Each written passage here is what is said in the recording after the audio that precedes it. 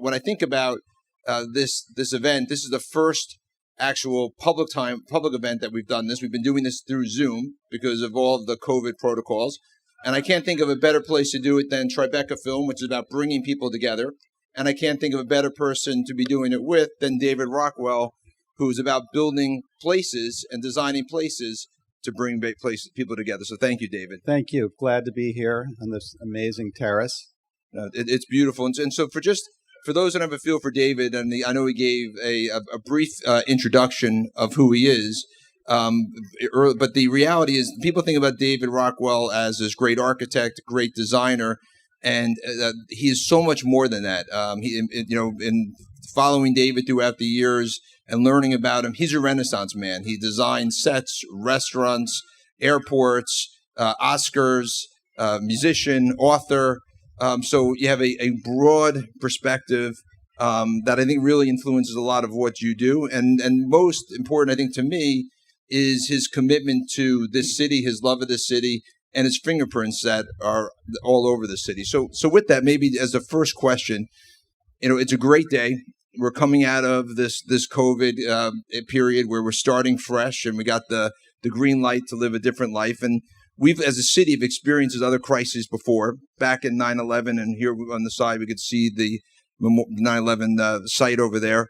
You lived through that. And so maybe take a moment to talk about, from your perspective, what the comparison of the 9/11 crisis was to New York, to COVID, and how we responded as a community and how you responded personally. Well, one of the things that's so amazing to me about New York is how incredibly resilient New Yorkers are. And I've loved New York since the first time I came here. And there was the thing that I fell in love with about New York is different than what I think most architects fall in love with, and the developers. And that is, you look at the city from the air and it's a series of these big, tall, beautiful buildings. But on the ground, it is messy and vital and different and changing. And so that's what I fell in love with. And as an architect, that was the New York I was interested in engaging with. And I've been lucky enough to do that in a lot of different worlds. 9/11, for those who were here in New York, was, cataclysmic as it was globally. But I lived in Tribeca. My office was in Union Square. And so I ran from my office home. And you just saw, and I knew this was true for many, many creative individuals, you felt that building and creativity was sort of impotent in the face of that much destruction. And it was a very strange thing to go back to my studio and think about doing the things we were doing with any kind of real intention and meaning. And there were all of these conversations that were happening in and around restaurants, around tables, real discussions about what happened and what should be rebuilt. And a few other architects and I started to talk about how really ridiculous it was to speculate on what should be rebuilt before anyone had really processed what had happened. There was this immediate need to fill a hole metaphorically and physically, and not a moment to have any kind of unmediated view on it. So sometimes, things happen that are just godsends. And I got a call from the principal from PS 234, who they had to abandon the school. They were moving to another place on 13th Street, and they wanted to know would I help them. This was a week post 9/11. Would I help them envision that? And we approached all of these artists, Myra Kalman, Tom Otterness, a few other architects, and we renovated that place like an urban barn raising. And it was cathartic, and it was the first time my studio recognized that it actually was the second time. It happened in 94, 95 during the AIDS crisis, where as I got involved with DIFA, I had a profound one-on-one experience that building can change minds and make a difference. So we then got a call from the city saying, we saw the school that you did, and would you come down to 9/11 and create a viewing platform for families and for VIPs. And I took a look, and my response, I brought Liz Diller and Rick Scafidio and Kevin Kennan, and our collective response was we wouldn't do that, but we would create a public viewing platform that would be open to the public.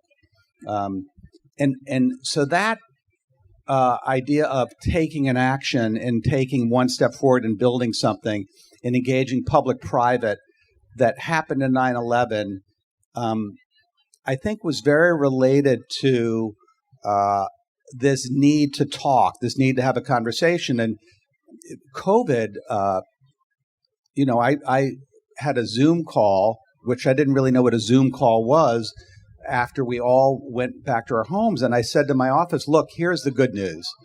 We don't depend on places for people to get together to make a living. And there was this like deathly silence. And I said, I'm kidding. That's exactly what we do. And what emerged was a long conversation over a month or so with leaders around the country, including Melba Wilson, a longtime friend in Harlem. And the question we asked was around hospitality and restaurants, what is it that will get customers to feel comfortable going out again? And what is it that will start to get workers back to work at a scale that makes sense for restaurants to open? 2 tables isn't going to do it. So we got obsessed with it, and I realized that disruption, that kind of disruption, invites creativity. It sort of demands creativity. And so Melba and I got the Hospitality Alliance involved, and we lobbied the city. And you can imagine the city's reaction and restaurateurs' reactions with the idea that they were going to build outdoor restaurants. It seemed implausible legislation-wise. It seemed financially insane. And so we pushed forward and were able to begin something that that I think gave people a reason to have an in-person conversation around food that has been a way to reimagine the streets in a really amazing way. Yeah, it's interesting. You say disruption creates creativity, encourages creativity, and I think if you think about Tribeca Film, it is a byproduct of that, right? Because that was a byproduct of 9/11 and people coming together. And the other thing I think is interesting from your comments on 9/11 and my own experience was it was about coming together. And I think as a city, it almost embedded in the creative class and business leaders a sense of civic responsibility that in times of crisis, it's time to rise to that crisis. And what struck me about COVID and your actions, and I'm curious of what gave you the ability to think you could do this, was for many people, COVID was about isolating, right? Rather than like 9/11 coming together. Think too far ahead, you don't take any action. And I think, I remember looking out on 10th Avenue at the height of COVID and seeing this massive empty city. And I thought, it's like entering an empty theater. There's no life in the city. And it seemed, I don't know how you in the audience or you felt, but it didn't seem like there was going to be an end in sight. And it was, there were conversations about businesses not reopening. And I think that what resulted from it that can be really powerful is New Yorkers realizing that the city can change. It's a fabric that can change, that legislation can change, that businesses can pivot, and that face-to-face contact is what gives the city such energy. I'd been working on this book for too many years, and I wanted to look at what makes live theater, which lasts an hour, 2 hours. What about that makes that so vital, and how does that apply to the built world? And one of the things that is true about theater is any moment you see in a show, any transition, takes 7 or 8 skilled individual professionals, lighting designer, choreographer, technicians. That's true in any creative process, but to do that, you have to replicate that ensemble. You have to be willing to collaborate. And that's really how we saw Dine Out. We got Bill Ackman involved. We got John Tisch involved. We, with DOT, our original idea with DOT was to build outdoor dining in communities. And the hurdle was, who's going to pay for it? How is it safe? And who's going to maintain it? And it wasn't until we were able to raise money privately, set up a 501c3, and build 6 restaurants, at least one in each community. And we went for the Hospitality Alliance, all restaurateurs, with no resources, very underserved communities.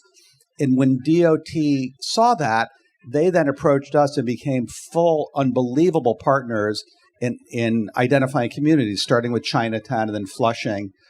And then you can imagine in Chinatown, if you're going to build a community installation, you have 10 restaurants on a square that don't agree about a lot. Their existence depends on being different than each other, agreeing on what it was going to be.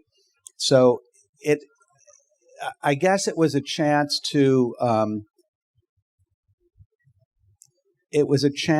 think about how to create change. And I think now what New Yorkers can be thinking about is we see how much streets matter. It's not just big parks, it's smaller parks, it's public space. And I think there is a chance to claim that and not fall back to, with all due respect, having developers make all the decisions. And I know that the really, I'm so in awe of many of the projects you do where you start with what the public interface is going to be. And I think since we've all been able to function back in our homes on Zoom in some way, the question is, what is the public space going to be that entices us to engage with other people, which is what moves the city forward? Yeah, it's interesting. If you went to the city without this crisis and recommended building these outdoor restaurants, it would never happen, right? So it's like one of these never waste a crisis, and here we'll have the potentially is changing our streetscapes going forward. You mentioned the book, which by the way is a beautiful book. Everyone should get it signed, and it's not just a book in terms of the writing, which is terrific, and the interviews, but it's multimedia. It's beautiful. It can go right behind your Zoom as a great book, and a lot of insights. One of the insights that you talked about in the book, and you referenced it a little bit, was that the energy of a theater is the audience. The audience, or any theatrical production, without that audience, there is no energy. And I think one could say the same thing about our city. And so as you think about creating spaces, how integral is it to ensure that the needs of that local audience that actually lives in that local community? I talk about audience in the book because I think it's easy for architects to believe it's about a style or a structural point of view or an overall concept. And I think buildings are defined by how we use them. So I think I do a lot of interviews in the book, and one of them is Thelma Golden. Thelma is the director of the Studio Museum in Harlem and building a new incredible building by David Adage. And I interviewed her about this amazing piece of architecture and talking about audience. What she said is the key was looking at the history of that museum being a part of the street, things that were happening spontaneous in the street. She talked about the culture of the stoop in Harlem and not wanting to have the building overwhelm that. We think about that as an architect. I'm always interested in the who of it and the why of it and defining the point of view and the narrative before the design. And I think theater can teach us a lot about that.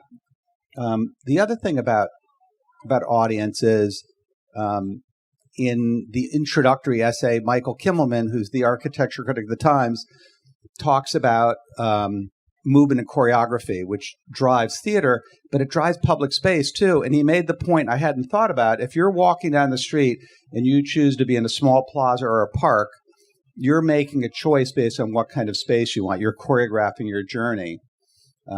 So there were a lot of insights into creating a space that invites an audience, that has a sense of empathy. And, there's no greater test of empathy than theater, because if the audience doesn't like it, it doesn't exist. They leave. Right. Well, you mentioned narrative and storytelling, which I think is so appropriate because, again, a lot of what Tribeca is about and what our city is about is storytelling, learning about other people, learning about communities and character. And in the book, you have some discussion about how developing narrative to inform your architecture has always been a part of your approach. It was a unique approach all the way back to school. Maybe you could share that story with us and how that continues to inform how you approach things. Well, you mentioned Tribeca as a narrative. Tribeca's, if you pull back the camera a little bit, it's an intersection, right? It's the intersection of the grid of Broadway with its lower Broadway structure and it's a connection to the water. It's become a lot of things that make it unique. It's unique narrative. I've always needed a narrative, and when there isn't one, I will construct one. And in the book, I tell the story about a basic design project early on in school where the goal is to just figure out what's solid and what it's open. It's a sort of classic figure ground thing. And I said, I'd like to write a story about who lives there. And it was to say, look down upon would undermine it. And I remember speaking to the man who was assigning the project, and I said, it's just more interesting to me if design decisions aren't arbitrary. There's some underlying narrative. And the thing about story that I think is really interesting is a story that is going to involve you isn't hermetically sealed. It's a world that has imperfections. It's a world that has intersections of different ideas. And I find that's a great lesson in theater is stories put every creative member on the same team. But they're not doing the same job.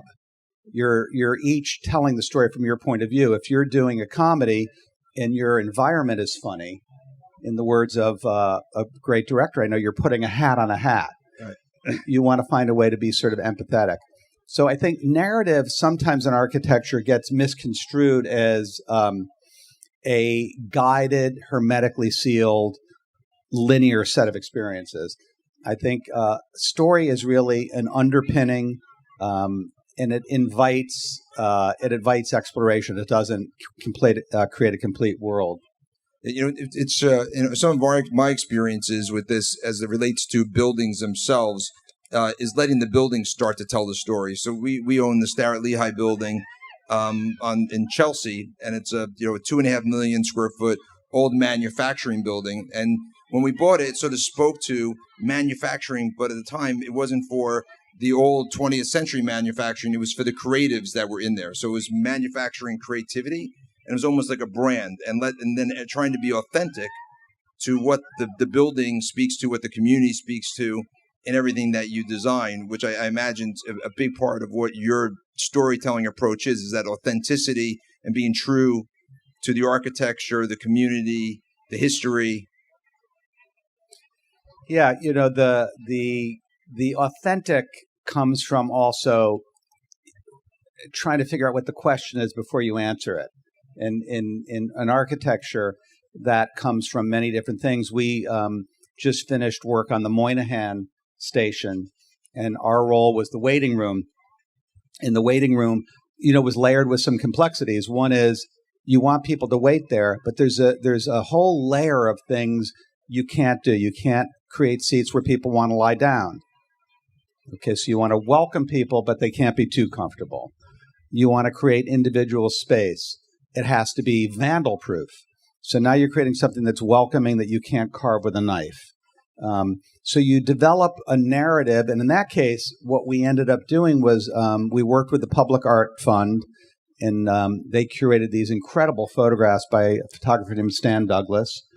And so the seating is actually what defines a space. It's defined by the element that welcomes people, but the the linear seating is interrupted with wood that doesn't say don't lie here. It just doesn't make it particularly easy to lie here. And there are power stations to plug in your ubiquitous device every 4 feet, which creates a rhythm. So the authenticity comes from knowing an awful lot about asking why, asking questions, and I think trying to do as much research as you can. One tangent about authenticity was I was lucky enough to do the sets for Hairspray, and so I went on a trip with John Waters to Baltimore and got the authentic John Waters Baltimore trip, which didn't involve great catering, by the way. It was very authentic, and I came back and I did what I advise students not to do. I always say, don't put every project you've wanted to do into your first project. Don't layer every idea you have into one project. So when I met with John Waters and the director to present the design, I had a room full of way too many solutions. And they were sort of taken aback. And the director said, you know what we're going to do? Let's take everything out of the room except the one thing that makes you fall in love with Tracy Turnblad. Let's tell the story authentically from her point of view. So I think point of view, much like Moynihan, you find your way in with uncovering some piece, some idea of who's going to use it and why they're going to use it. It's interesting, and Moynihan's a great example, and you've been involved in a lot of distinctive public projects.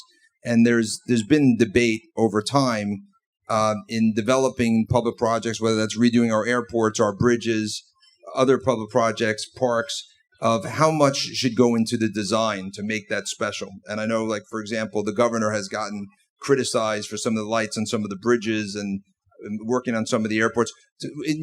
What's your response to the public in terms of the importance of having distinctive architecture as part of our landscape and as part of our communities for the good of the public? Well, I think the public's job is to object and disagree. And when Melba and I were starting to develop Dine Out, one of the things I acknowledged is for every New Yorker who liked having dining in the parking lane, there were 9 people who were going to hate it. It's just what New York is. And so I think that conversation, that robustness of conversation defines New York. I do think private-public partnerships, which I know is something you're involved with, is, I think, a way for architects and creatives to have a greater seat at the grown-ups table than they traditionally expect to have. I think architects can proactively develop ideas. Post 9/11, the end of that story with the viewing platform was we raised the money privately, and one of the people who gave us the money, it opened in 110 days at the transition of the Bloomberg and Giuliani administration, and he said, "Well, what's your foundation going to do next?" And I said, "Well, it was a one-shot fight. It was really there to build this thing." And he said, "Why don't you think about what else you want to do downtown?" So we spent 2 years developing an arts incubator that was going to involve several performing arts, visual arts group at Fulton Street. And the city got us a lobbyist who said after 2 years, this is never going to happen. You've got federal money. You've got every agency in the world. You're going to be tortured. It was at a Mitchell-Lama housing development. They hated it. And so I was walking by Lower Manhattan. I had 2 young kids, and I was interested in playgrounds that I had seen post-World War II in Europe. I wasn't there, but I'd done research on them that weren't linear play. I mean, New York has amazing playgrounds, but they were creative play, and they were intriguing to me. So I came up with a formula of kind of strategy. I brought some research people, and I went to the city, and the city said, "We're happy to develop this with you." And we worked on it for 5 years and built Imagination Playground, which, ironically, may be the thing I'm proudest of and is something that kids take apart every day and put back together. And by the way, totally funded with raised money. And when it opened, there were New Yorkers who thought it was too expensive and it was in the wrong neighborhood. And, I think that's what gives New York its energy, is that debate. So I think the very long-winded answer is, I don't think that debate should stop innovation. I think that the conversation about equity and inclusion, I think, is a demand and an invitation to apply that creativity to a greater range of places, a greater group of people collaborating, and not being a closed system. But I think that it shouldn't stop creativity. And you talk about architects having a seat at the grown-ups table, which I think is a good way to say, really help define what the overall mission is versus just executing. They can't pick up the tab at the grown-ups table, though. Right, that's for sure. But one thing that's interesting now, and then even when you think about use the imagination of the playground, we're going to need to reimagine how people come back to cities, how people think about our streetscapes, how people think about going to workplaces, public places, to be more magnetic, more interactive than ever before. And you've been a leader at experiential, interactive activities, and really not just thinking about space, but creating a place where people go to. Can you talk a little bit about how your background to that, and how you think COVID has accelerated that sense of needing places for people to engage and have experiences and more magnetic type locations? Well, I think COVID has accelerated thinking about things that will exist in between pop-up and forever. And, looking at restaurants for a second, I think COVID exposed a weakness in the restaurant industry where there were many restaurateurs who felt the landlord wasn't taking a proportional risk. And it was a fragile business. The profit margins were slight. It was hard for mom and pop operators to get open. National chains were. So I think it exposed things that now the rhythm of culture, arts, the things that drive the life in cities will start to exist on the ground floor in a way that will be paced differently. So I think we've seen outdoor dining. We just launched something called Open Stages with the generosity of an amazing group called Tate Towers. Tate Towers is the leader by far in large rock and roll tours. So every big tour they do, but they had no business, so they had all this equipment. So they've partnered, and we just launched one in the Bronx for Bronx Academy of Arts and Design, and two others that are mobile that allow multiple theater groups to use this and move it around. So I think mobility, I think adaptability. I also think that one of the things COVID has piqued people's interest in is how buildings can be turned inside out. That line between public and private, I think, is going to be much more flexible than it's ever been, and I don't think it's going to go quite back to the way it was before. Yeah, no, I think that's true. We use a term that buildings are no longer about having four walls. It's actually merchandising what happens within those four walls and embracing the community in and outside of the building. Just for us in the with office buildings that we've owned, we're obviously seeing COVID accelerate a change of how people work. And I frequently make the analogy to retail. And I say, when people began to be able to buy things online, why would you go to a mall, right? You can buy it online, but you go to a mall unless when you'd go, it'd be a great experience, a great outing. It was convenient to get to. I think the same thing is about work, right? Why go to an office if when you get to the office, you're not going to have an experience? It's not energizing. You're not collaborating, engaging with your colleagues. And, you've seen this transformation of retail, which you played a large role in retail settings. So maybe talk a little bit about that, and also how you think that same sort of transformation might need to take places in places like the workplace to be able to make them engaging in an experience.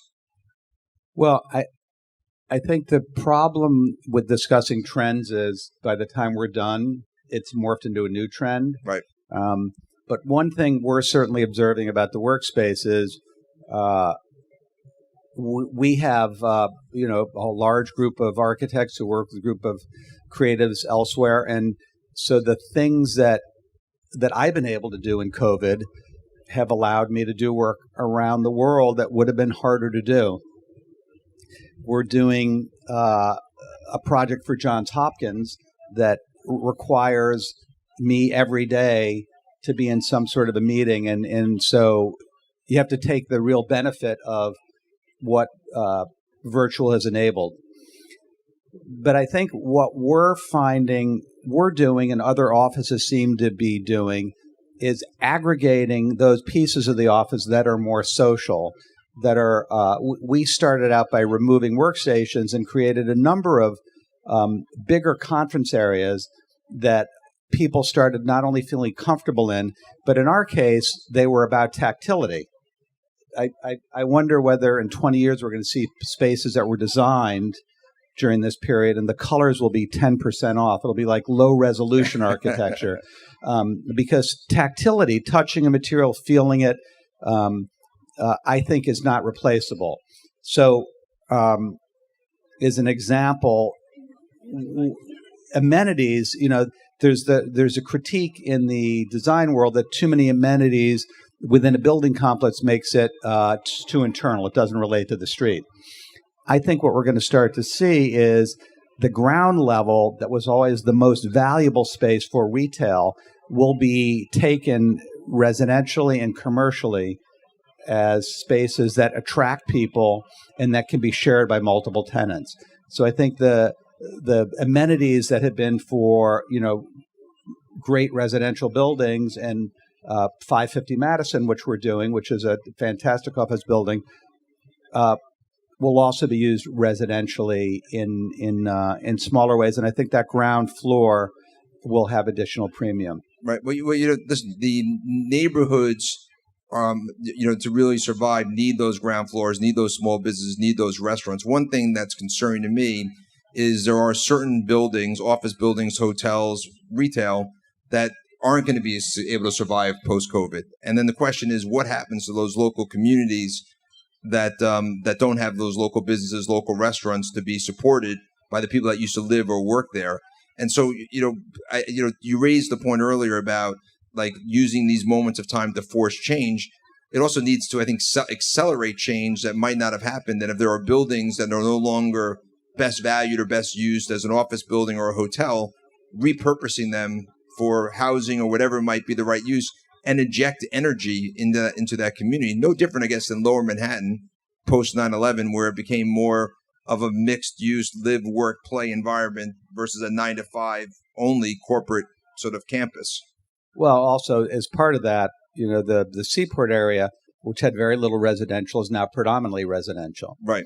I also think parks can be real magnets, and I think we're seeing that now, that people, parks were the space where New Yorkers could connect during COVID, and I think that is a business driver. I don't know. Do you think developers will start to recognize that and privilege those kinds of spaces? Listen, I think, again, you raised it, that there's a recognition that it's not just what happens within the building, but the community outside the building is what creates the energy.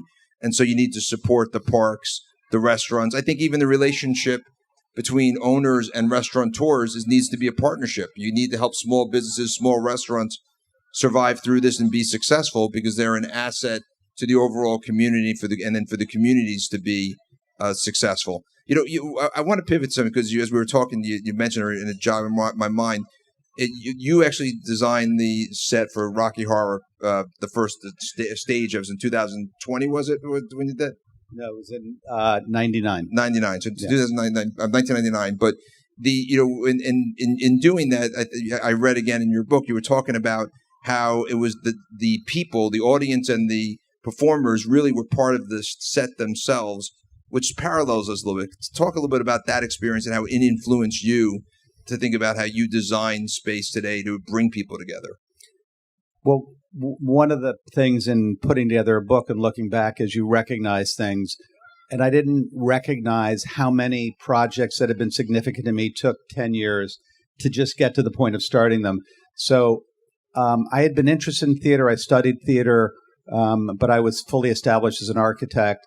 And so I started to meet with set directors and sketch a little bit. And it took 3 or 4 years of meeting with them. And when I was offered the Rocky Horror Show for my first project, I had never seen the movie for a whole bunch of reasons. I lived in Mexico from age 12 to 18, so there was like a popular culture missing gene. And I said to the director, I don't understand why anyone would want to do this. I rented the movie and watched it. And he said, because it's missing the audience. It's about self-invention. It's the perfect first show. And it was in a very different space. It was in Circle in the Square Theater, no fly space. It forced innovation everywhere. And since I really didn't know the answer to any of the questions, since I was really, I think in a good sense of the word, an aficionado without a lifetime of experiences to fall back on, I took those disadvantages as advantages. So for instance, there was no fly space, so everything had to collapse in on itself, which gave it a kind of energy. And I do find, as a creative individual, constantly trying to do new things and put yourself in situations that are equal parts thrilling and terrifying are good places to be. So Rocky Horror was certainly that for me. And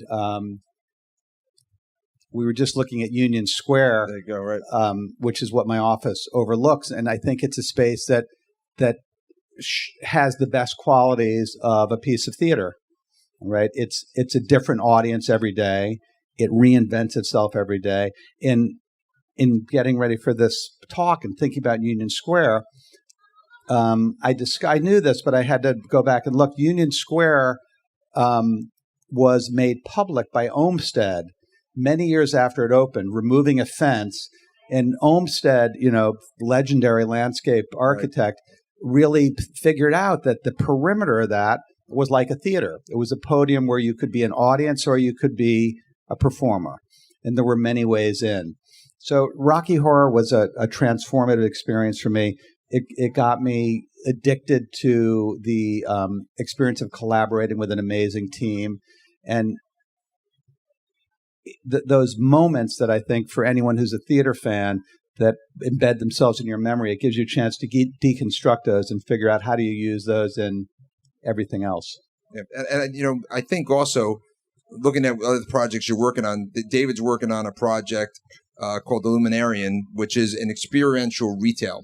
And, for those who haven't really participated in experiential, immersive retail, which really does what you say, which you become part of the store, the engagement itself.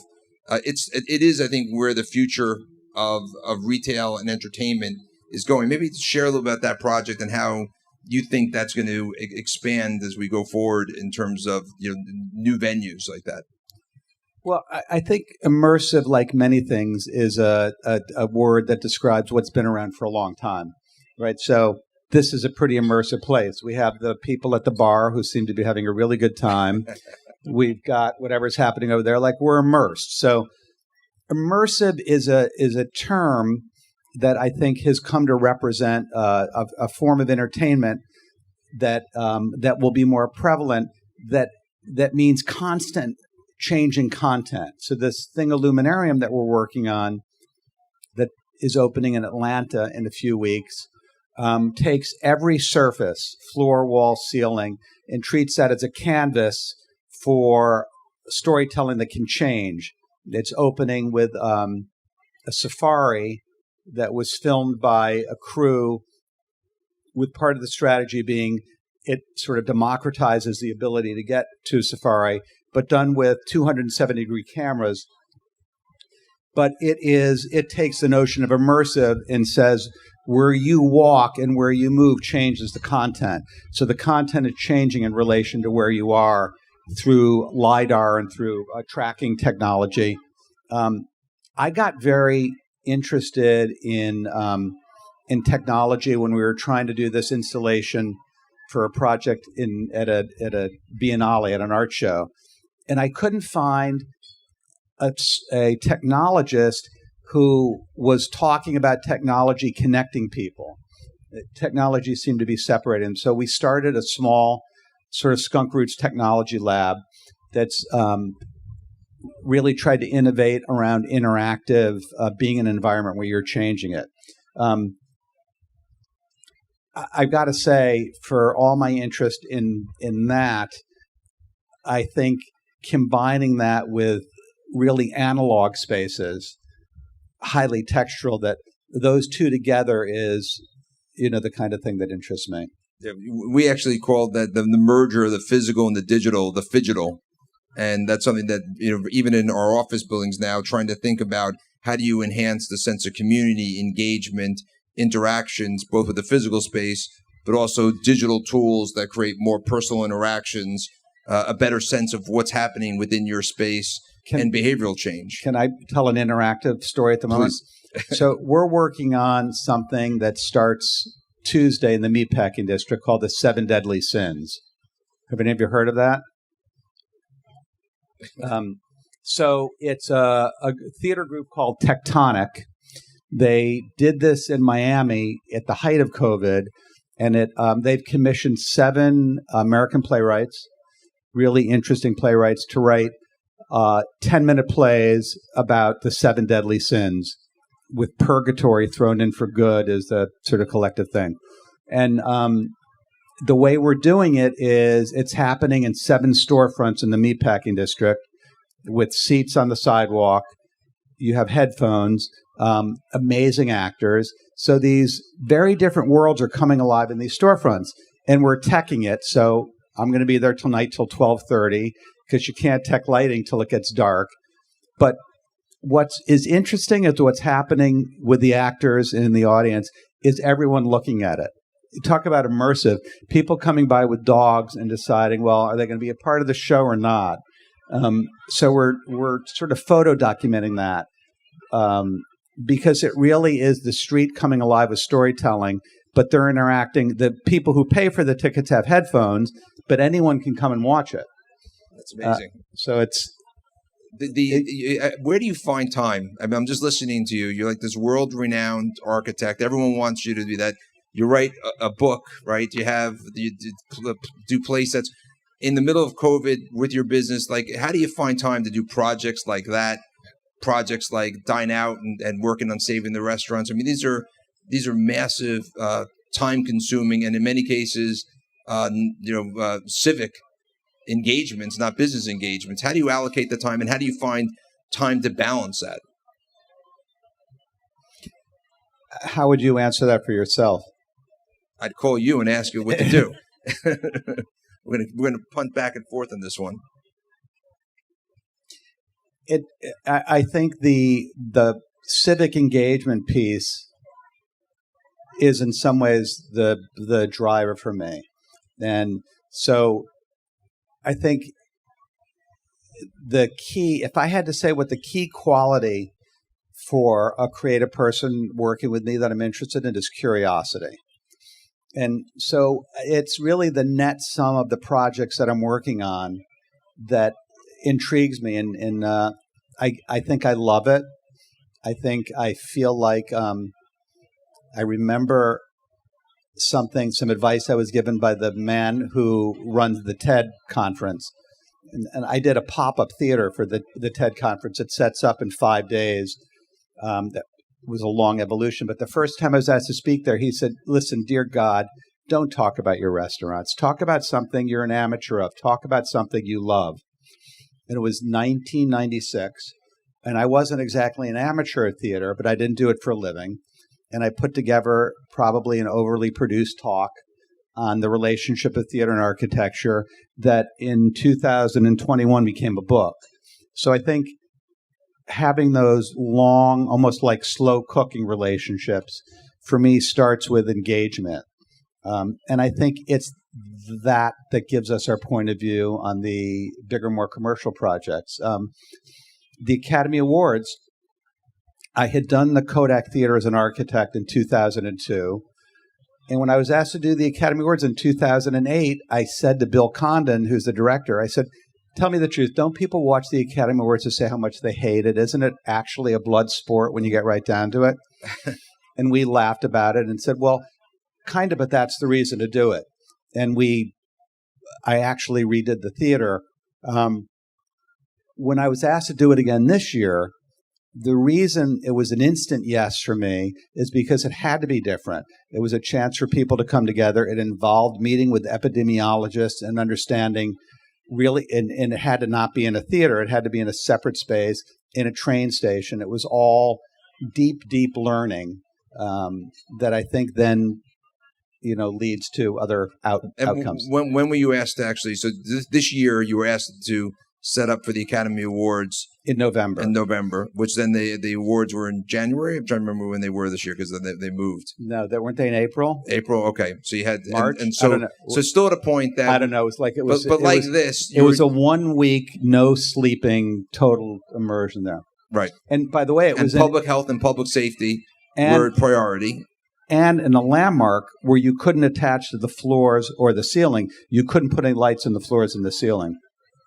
Right. So we had to have challenge. the entire lighting for the show come from table lights. So it had a lot of twists and turns. So I was asked to do it in November. I agreed to do it in January. And then I moved there for 4 weeks.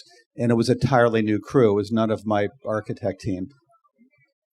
He loves all his pictures every time. Well, I do love this. This is so it's a project for Meals on Wheels. It's a meal distribution center, and when we were asked to do it, we of course said yes, and we decided to use their amazing family of recipients as the artwork, and so we commissioned photographs of a whole bunch of amazing people who became the building.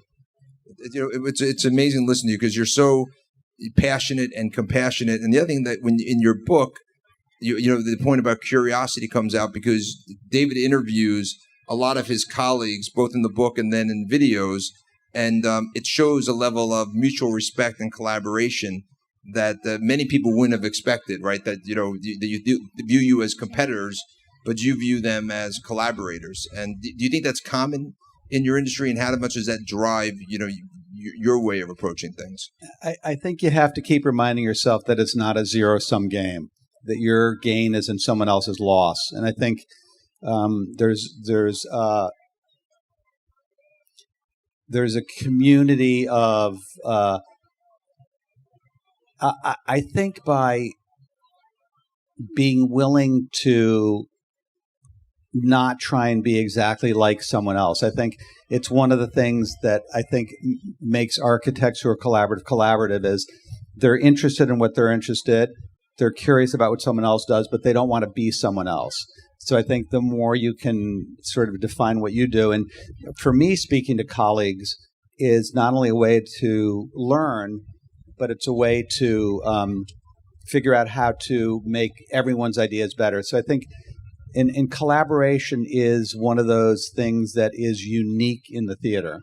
And I think it's humbling to know how many people go into creating theater. And when theater shut down and everyone saw Broadway being empty, you didn't quite know the magnitude of all the collections of industries that were vacant who are now starting to come back.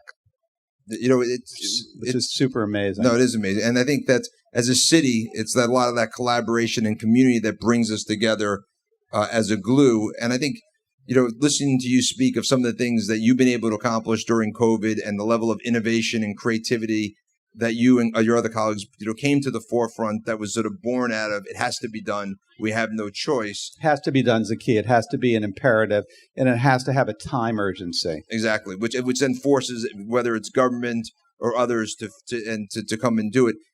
I'm curious now, because we're approaching a spot here in New York where we're at a reset moment. We're going to have a new mayor. We have next week is the primary. If the mayor called you and said, David, you've had your fingerprints on all these different things. You've been involved in so many different things. As the new mayor coming in, what should some of my priorities be to ensure I'm setting up this city for success as being more equitable, more prosperous, more sustainable, and learning from what was some of the challenges of the past to give us a brighter future?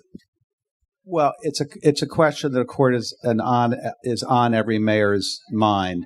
So I would hear that question and figure out what do I have to actually contribute to that question, because having met with many of the mayoral candidates, right. They're all swirling around those ideas. I would say one thing to think about is try and make progress in short spurts. Don't just look at, as I think about many neighborhoods that could use a lot of help and a lot of development, I think about a series of medium-sized gestures that you can do right away. I think try to... So some easy wins in each neighborhood. Easy wins and reduce the amount of red tape, having been through that red tape many times, that resist change. Because if you're not I think there's all of that is to protect a whole series of things that would be better to let go of a little bit. I would also say, as a specific thing, I've been interested in establishing a charter school around theater arts and architecture. Because I think there's lots of kids who don't understand. It's a little bit like charter school that a friend of mine, Dan Cloris, is starting around basketball. It's so amazing that they're, kids who are going there for basketball, we're going to learn 10 other things. Yep. I think find passion points. And so I have a particular interest in a charter school around that. I would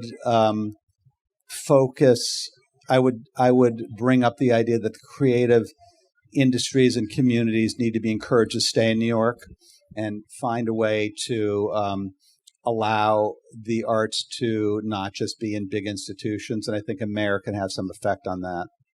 Right. Well, you talk about the red tape. We've had a number of guests that have come on the show have made the point about how do we unleash the entrepreneurial spirit that New Yorkers have, the creativity New Yorkers have, and use government as a something that helps propel those forces versus restrict it because of the red tape. So I think that also would be make a lot of sense. So who are you supporting? I'm supporting anyone that is willing to be practical, recognize the challenges that we have. But for me personally, I think anyone that's too ideologically bent right now and too extreme in that regard versus trying to deal with the challenges is too dangerous for the state as to where we are as a city right now. We need people to look at our city, look at our challenges, and say that it's not about just the haves and the have-nots. It's about all of us who recognize that we want to come together as a community and build a better, stronger community, but we all got to be part of that solution and not have any divisiveness along that way. Yeah. And does it seem like medium wins would be a way to get to that and not just have huge agenda items?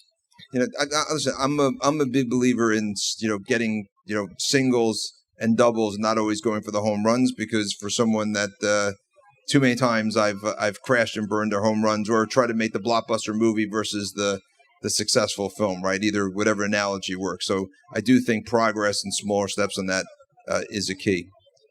So, but David, we're running out of time. Thank you for taking the time. Your passion, your creativity, your insights are really, there's something that's humbling for someone like me to listen to you and sharing your stories. And I look forward to watching you continue on your career and take on new projects. David actually just taught himself the piano and the harmonica. Also, you told me you taught yourself during COVID. So while we all may have been feeling good that we were catching the next Netflix series, David took it to the next level. So you truly are a Renaissance man, and thank you for being a Recalibrate Reality. Thanks for having me. Film. I appreciate it. Thank you. And thank you all for joining us. Thanks. That concludes this week's episode of Recalibrate Reality. Spaces become places because of people.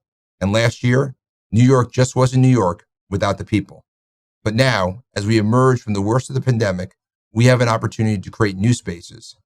Spaces that not only let us gather safely again, but spaces that re-energize and that reflect the best of New York. Thank you again to David Rockwell and the Rockwell Group. Thank you to Jane Rosenthal and the entire Tribeca team for making our first in-person event a success.